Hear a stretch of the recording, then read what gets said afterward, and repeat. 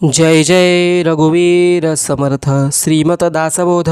दशक दुसरा. मूर्खलक्षण नाम. समास 10वा. पडत मूर्खलक्षण निरूपण नाम. श्रीराम समर्थ. माग्या सांगितली लक्षणे मूर्खा अंगी चातुर्यमाने. आता ऐका शहाणे असोनी मूर्ख. तया नाव पडत मूर्ख. श्रोती न मनावे दुःख. अवगुण त्यागिता सुख प्राप्त होय. बहुश्रुता आणि व्युत्पन्न. प्रांजळ बोले ब्रह्मज्ञान. दुराशा आणि अभिमान धरितो एक पडत मूर्ख. मुक्त क्रिया प्रतिपादी. सगुण भक्ती उच्छेदी. स्वधर्म आणि साधन निंदी तो एक पडत मूर्ख. आपले न ज्ञातेपणे सकाळांचा शब्द ठेवणे. प्राणीमात्रांचे पाहे उणे तो एक पडत मूर्ख. शिष्यासा वज्ञाकडे का तो संकटी पडे. जयाचे निशब्दे मन मोडे तो एक पडत मूर्ख. रजोगुणी तमोगुणी कपटी कटीला अंतःकरणी. वैभव देखोनी वाखाणी तो एक पडत मूर्ख. समळ ग्रंथ पाहिल्या विन उगाच ठेवी जो दूषण. गुण सांगता अवगुण पाहे तो एक पडत मूर्ख. लक्षणे ऐकोन माणी विट. मत्सरे करी खटपट. नीतीनाय उद्धट तो एक पडत मूर्ख. जाणणपणे भरी भरे आला क्रोधनावरे. क्रिया शब्दाचा अंतरे तो एक पडत मूर्ख. वक्ता अधिकारे विन वक्तृत्वाचा करीसीन.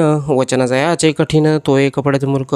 श्रोता बहुश्रुतपणे वक्तयाचा आणि उणे. वाचाळपणाचे निगुणे तो एक पडत मूर्ख.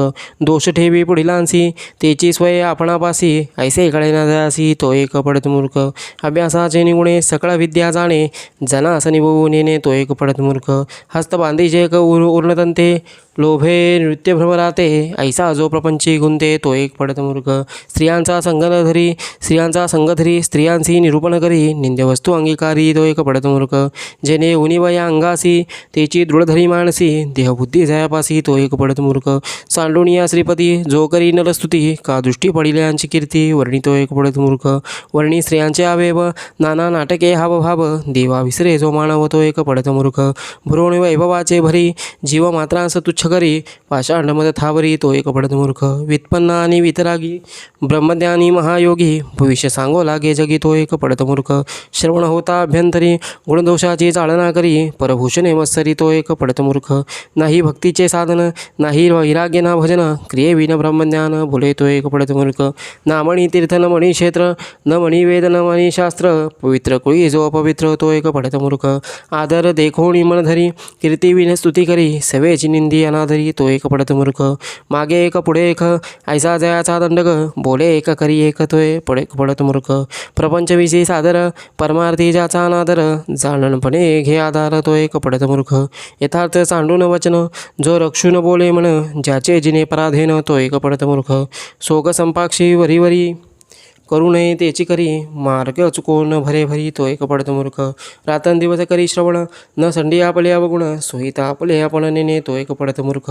निरूपणे भले भले श्रोते होऊन बैसले. शूद्रे लक्ष्मी बोळे तो एक पडत मूर्ख.